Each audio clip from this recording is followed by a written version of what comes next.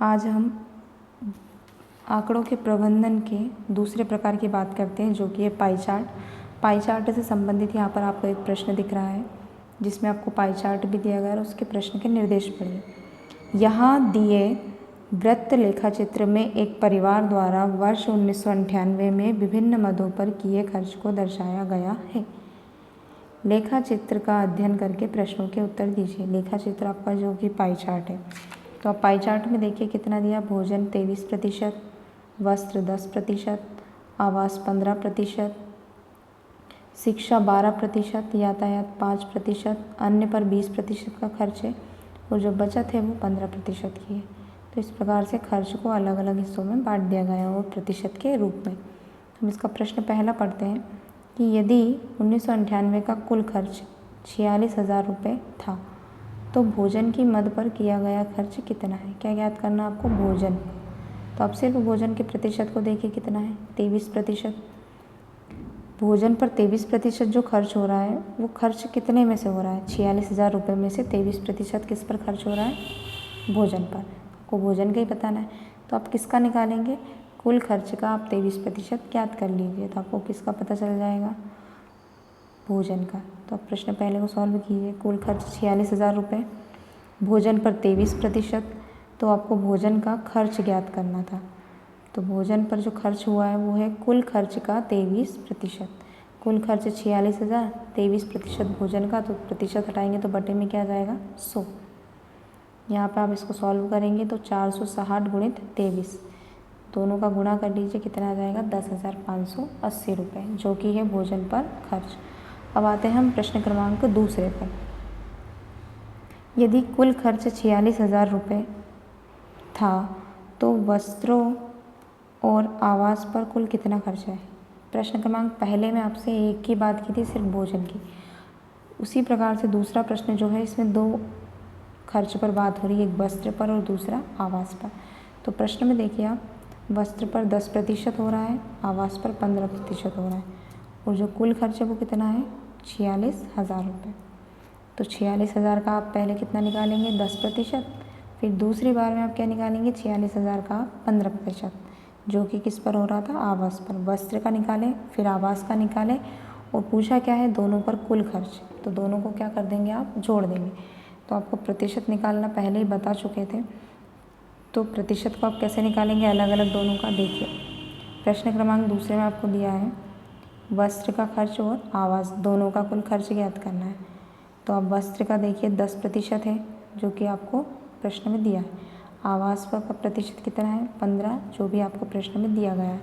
कुल खर्च भी आपको प्रश्न में दे दिया गया है 46,000। तो कुल खर्च का 10% कितना होता है? तो वो किसका ज्ञात हो जाएगा? आपका वस्त्र का, क्योंकि वस्त्र पर 10% का खर्च है। वस्त्र पर खर्च क्या है? कुल खर्च का 10%। तो कुल खर्च 46,000 का 10% मतलब कि 10/100। तो यहाँ पे आप इसको सॉल्व करेंगे, आपको मिल जाएगा 4,600 रुपये, जो वस्त्र पर खर्च हो रहे हैं। अब आता है आपका आवास। दो चीज़ों के बारे में पूछा था, वस्त्र और आवास। तो वस्त्र का 4,600 हो गया, आवास का 15%। तो आवास पर खर्च क्या होगा आपका? कुल खर्च का 15%, 46,000 का 15%। तो 46,000 गुणित 15% हटाएंगे, बटे में क्या जाएगा? 100। तो यहाँ पे आप इसको सॉल्व करेंगे, 460 गुणित 15 आपको मिलेगा। 15 का गुणा आप 460 में करेंगे तो इसका उत्तर होगा आपका 6,900 रुपये। अब आपसे प्रश्न में इन दोनों का अलग अलग ना पूछते हुए क्या पूछा था? कुल कितना है। तो कुल के लिए आप क्या करेंगे? दोनों को जोड़ दीजिए, वस्त्र और आवास दोनों का कुल खर्च। तो 4,600 वस्त्र का, 6,900 आवास का, दोनों को आप जोड़ेंगे, कितना मिलेगा आपको? 11,500 रुपये। तो ये आपका कुल खर्च आ गया। प्रश्न क्रमांक तीसरे पर हम बात करते हैं। प्रश्न क्रमांक तीसरे में दिया है आवास पर किए खर्च और शिक्षा पर किए कुल खर्च का अनुपात क्या है। आवास पर किए खर्च और शिक्षा पर किए कुल खर्च का अनुपात क्या है। अब यहाँ पे आपका प्रतिशत का प्रश्न नहीं है, यहाँ पर किसके बारे में पूछा है आपसे? अनुपात के बारे में। तो अनुपात कैसे निकालते हैं आपको पता है। देखिए, किस किस का पूछा आपसे? आवास और शिक्षा। आवास का 15% है, शिक्षा का 12%, दोनों आपको दिया है। दोनों में आपसे क्या पूछा है? अनुपात। देखिए अनुपात के लिए हम जाते हैं प्रश्न क्रमांक तीसरे। देखिए आवास पर किया खर्च का प्रतिशत कितना है? 15%। शिक्षा का प्रतिशत कितना है? 12%। दोनों का आपको ज्ञात क्या करना है? अनुपात। दोनों का अनुपात ज्ञात करने के लिए आपको पता है कि अनुपात का साइन क्या होता है? ये। तो आपको दोनों का अनुपात ज्ञात करना है।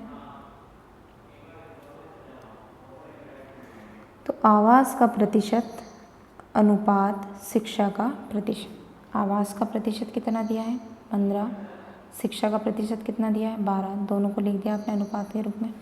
प्रतिशत का साइन हटाएंगे क्या हो जाएगा? 15/100। प्रतिशत का साइन हटाएंगे इधर भी तो क्या हो जाएगा? 12/100। यहाँ पे आपने 100 से 100 को काट दिया है तो क्या बचेगा आपका? 15:12। यहाँ पे आप 15 और 12 को भाग देंगे किससे? 3 से। 3 से ही भाग इसलिए दे रहे हैं क्योंकि 15 और 12 दोनों ही 3 के पहाड़े में आते हैं। तो यहाँ 3 पंजे 15 और 3 चौक 12। या फिर आप इसको इस प्रकार से भी सॉल्व कर सकते हैं कि 15 बटे में क्या हो जाएगा? 12। तो इसको काट दीजिए। 3 पंजे 15, 3 चौक 12। तो यहाँ पे आपको क्या मिलेगा? 5/4। और 5/4 को आप क्या लिख सकते हैं? 5:4, जो कि आपका आवास और शिक्षा पर किए गए कुल खर्च का अनुपात आपको मिल जाएगा। अब आते हैं हम प्रश्न क्रमांक 4 पर। ग्राफ चित्र से पता चलता है कि सर्वाधिक खर्च वाली मद थी। यहाँ पे आपको डायरेक्ट चित्र को देखना है या फिर जो आलेख दिया है उसको देखना है और प्रश्न का उत्तर देना है कि ग्राफ चित्र को देखिए और सर्वाधिक खर्च वाली मद बताइए। जिसका प्रतिशत सबसे ज़्यादा है वो सर्वाधिक खर्च वहाँ पे हो रहा है। तो आप चित्र को देखिए। भोजन पर 23%, 10 वस्त्र पर, आवास पर 15%, शिक्षा पर 12%, यातायात पर 5% और अन्य पर 20% का खर्च हो रहा है और बचत हो रही है 15% की। तो आपसे खर्च पूछा है किस मद पर सबसे ज़्यादा खर्च हो रहा है? देखिए आप 23% जो है वो सबसे ज़्यादा है। तो यहाँ पर आपका जो आंसर रहेगा वो क्या रहेगा? भोजन, जिस पर 23% का सबसे ज़्यादा खर्च हो रहा है। अब आते हैं हम प्रश्न क्रमांक 5 पर। प्रश्न क्रमांक 5 में क्या पूछा आपसे? यदि परिवार का 1998 का कुल खर्च 46,000 रुपये था तो परिवार की बचत कितने रुपए की थी? बचत पूछी आपसे। क्या पूछा है? बचत। अभी तक आपसे सिर्फ खर्च के बारे में पूछा था, अभी आप बचत। तो आप प्रश्न पे जाइए। प्रश्न में आपको प्रतिशत डायरेक्ट दिया है किसका? बचत का।